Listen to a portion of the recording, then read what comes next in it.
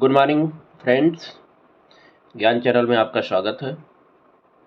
आज हम public relation and corporate communication की यूनिट 2 के बारे में बात करेंगे। इसके अंदर हम पीआर, पब्लिसिटी, प्रोपोगंडा और एडवर्टाइजिंग के बीच में क्या फ़र्क है। इसके अलावा पीआर राइटिंग कैसे होती है, press release, press note, hand out, feature article, speech writing, ये सब चीज़ों के बारे में बात करेंगे।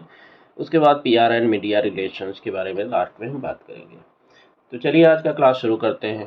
सबसे पहले हम समझेंगे कि क्या फ़र्क होता है पीआर, पब्लिसिटी, प्रोपोगंडा और एडवर्टाइजिंग के बीच में।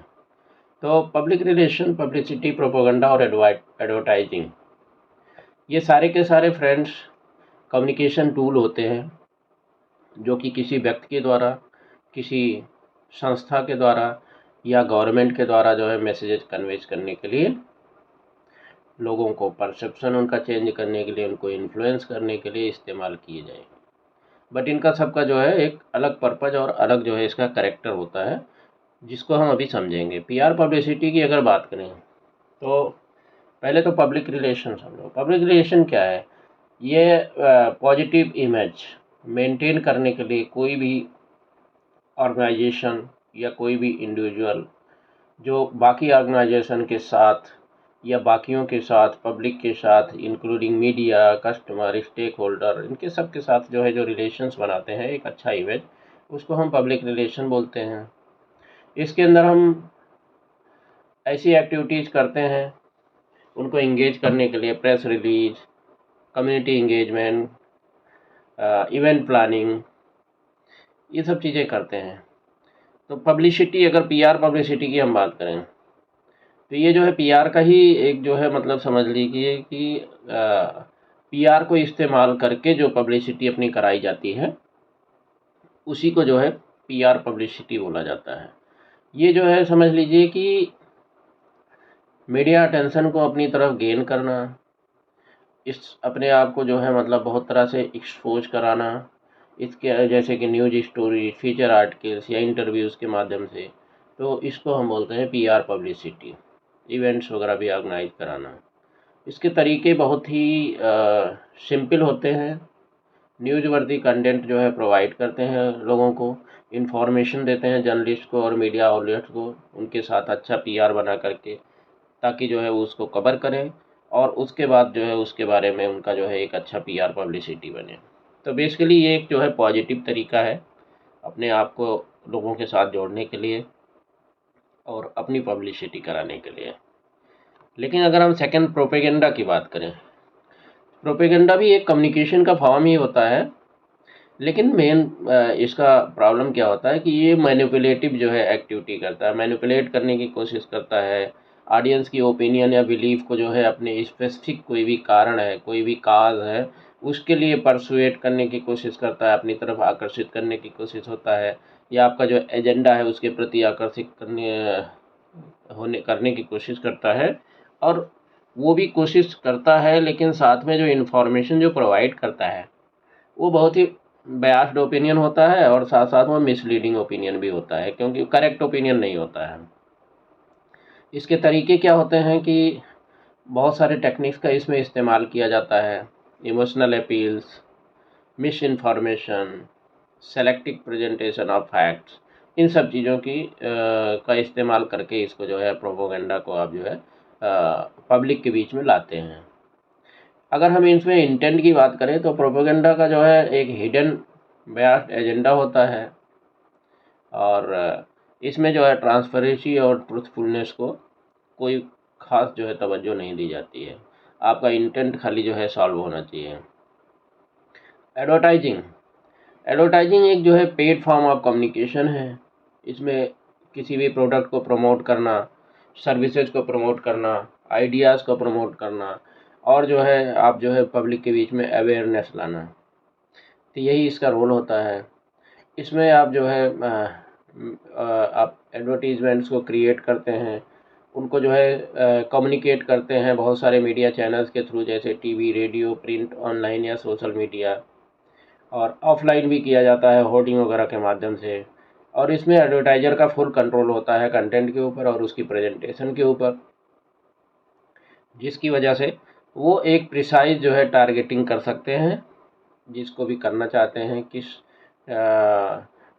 आप समझ लीजिए कि किस एज ग्रुप को या किस किस डेमोग्राफी को, किस कम्युनिटी को वो टारगेट करना चाहते हैं अपने पार्टिकुलर प्रोडक्ट के लिए, उसी के ऊपर उनका पूरा फोकस रहता है। तो हम नटशेल में बोल सकते हैं कि पीआर पब्लिसिटी जो है ये अच्छी रिलेशनशिप बनाना और मीडिया कवरेज को जनरेट करने के लिए काम किया जाता है, जबकि प्रोपेगेंडा जो है मैनिपुलेटिव इन्फॉर्मेशन देके जो है कोई एक एजेंडा अपना सॉल्व करने के लिए इस्तेमाल किया जाता है। जबकि एडवर्टाइजिंग की अगर हम बात करें तो एडवर्टाइजिंग जो है एक प्रमोशन किसी चीज़ का, प्रोडक्ट का करने के लिए, या फिर कोई भी सर्विसेज हैं उनका जो है प्रमोशन करने के लिए इस्तेमाल किया जाता है। एथिकल कंसिडरेशंस का अगर ध्यान दें तो इसमें जो है हर एक जो है तीनों टाइप के कम्युनिकेशन के अंदर डिफरेंस आपको नज़र आएगा।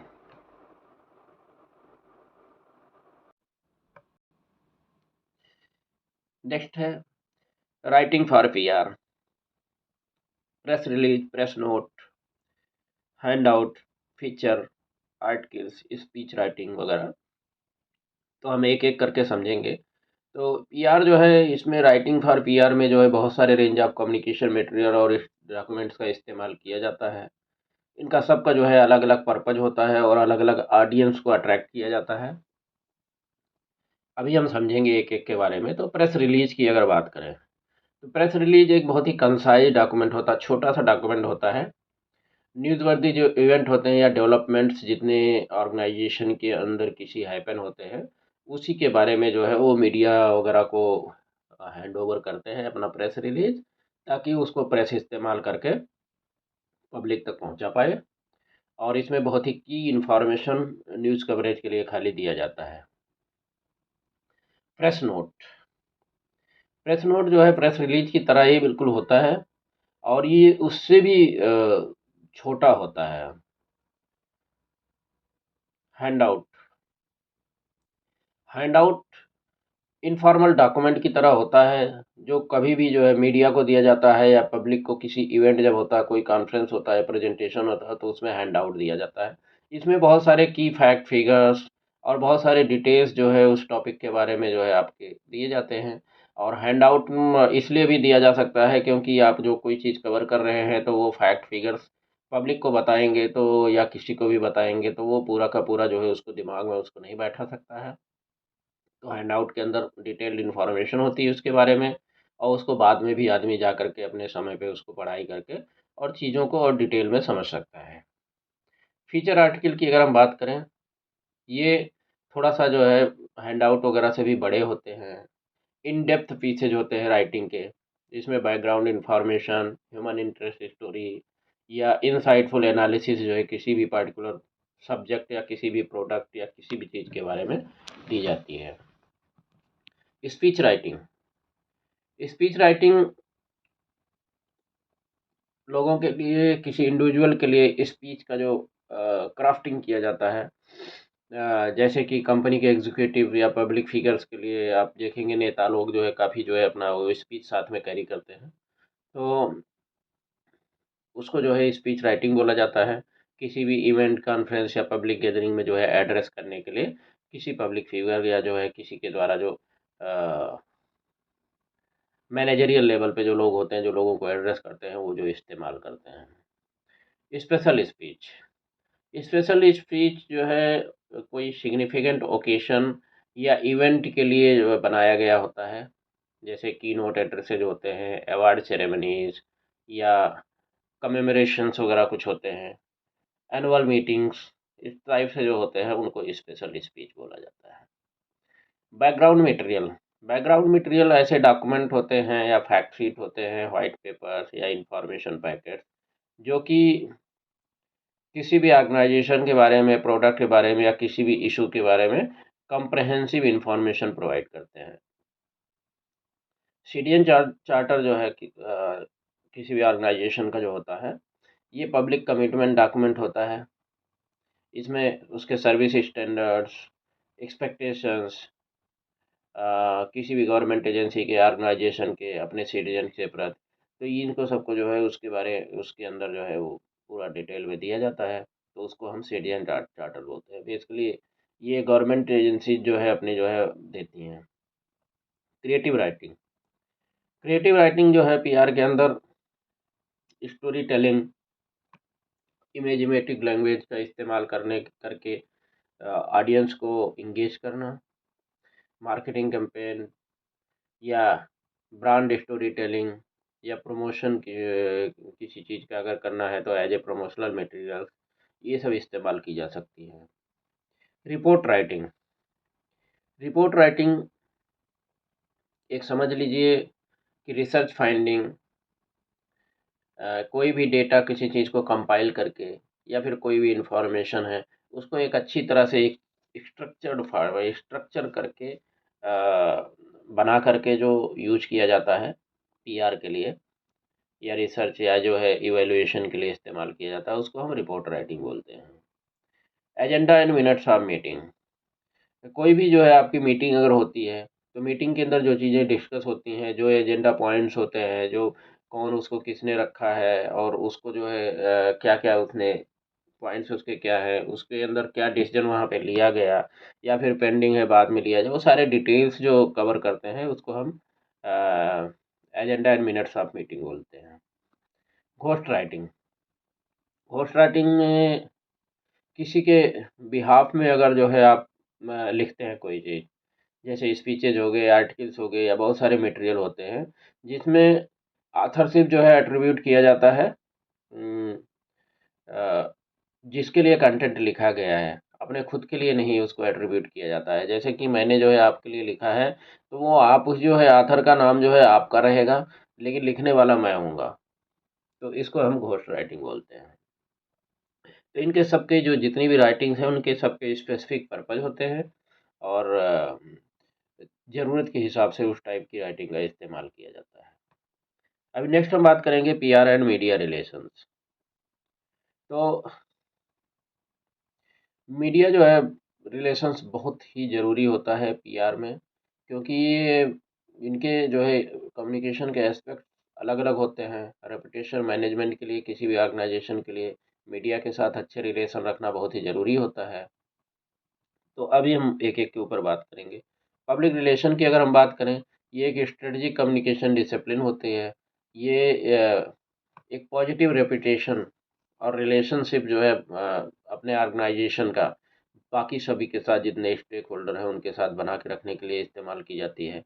जबकि मीडिया रिलेशंस की अगर बात करें तो ये स्पेसिफिक कंपोनेंट है पीआर का, जिसका फोकस होता है कि आप अपने ऑर्गेनाइजेशन का मीडिया के साथ जर्नलिस्ट, रिपोर्टर्स, एडिटर्स, तो इन सब के साथ आप कैसा जो है अपना रिलेशन बना के रखें। इसका प्राइमरी पर्पज़ ये होता है कि इन्फॉर्मेशन जो अपने ऑर्गेनाइजेशन के बारे में मीडिया को देना चाहते हैं और उसको अच्छी तरह से कवरेज कराना चाहते हैं, उसके लिए आप इस्तेमाल करें। मीडिया रिलेशन में बहुत सारी एक्टिविटी हो जाती हैं, जैसे प्रेस रिलीज़ डिस्ट्रीब्यूट करना, मीडिया इंक्वायरीज़ को रिस्पॉन्ड करना, अ, मीडिया के साथ जो है मीटिंग करना, अपनी चीज़ों को क्लियर करना उनको हमेशा, उसके उनके इंटरव्यू वगैरह अरेंज कराना, अ, जर्नलिस्ट को पूरा इन्फॉर्मेशन जो है जितनी भी आपके उसमें अवेलेबल है वो सब अवेलेबल कराना। तो ये सारी चीज़ें जो है आपका मीडिया रिलेशन में शामिल होती हैं। इफ़ेक्टिव मीडिया रिलेशन अगर आपका है तो आपकी ऑर्गेनाइजेशन को अपना नैरेटिव सेट करने में, जितने भी इश्यूज़ हैं उनको प्रोएक्टिवली सॉल्व करने में और पब्लिक परसेप्शन को इन्फ्लुएंस करने में काफ़ी हेल्पफुल होती है। अगर हम इंटरकनेक्शन की बात करें दोनों के बीच में, तो मीडिया रिलेशन बहुत ही की एलिमेंट है पीआर का और ये बहुत ही सिग्निफिकेंट रोल जो है आपके ऑर्गेनाइजेशन के लिए अ, एक तरह से प्रोवाइड करता है। पीआर प्रोफेशनल्स जो है बहुत ही क्लोजली जर्नलिस्ट, मीडिया आउटलेट्स के लिए उसके साथ मिलके काम करते हैं, ताकि अपना जो है एक एक्यूरेट और फेवरेबल कवरेज जो है अपने ऑर्गेनाइजेशन की एक्टिविटीज़ को, इनिशिएटिव और मैसेजेस को किया जा सके। अगर मीडिया को आपने सही तरीके से आपने सही मैसेजेज आपने कन्वे कर दिया तो वो समझ लीजिए फिर पब्लिक में आसानी से आ जाएगी। कोई भी क्राइसिस सिचुएशन होते हैं तो अगर आपकी इफ़ेक्टिव मीडिया रिलेशंस हैं तो उसको मैनेज करने में, उसको मिटिगेट करने में और अपने जो रेपुटेशन के डैमेज वाला जो इशू आ सकता है उस चीज़ को भी रोकने में काफ़ी मदद होता है। पीआर प्रोफेशंस मीडिया कवरेज जो है जितनी भी होती हैं उनको भी हमेशा मॉनिटर करते रहते हैं, ताकि जो है उसको अपने हिसाब से जो है कोई भी अगर दिक्कत आ रही है तो उसको पहले से ही सोच करके और सही तरीके से उसको मैनेज कर पाएँ। तो आपका यूनिट 2 इतना ही था। अगले यूनिट में जल्द से जल्द मुलाकात होगी। Thank you. Have a very nice day.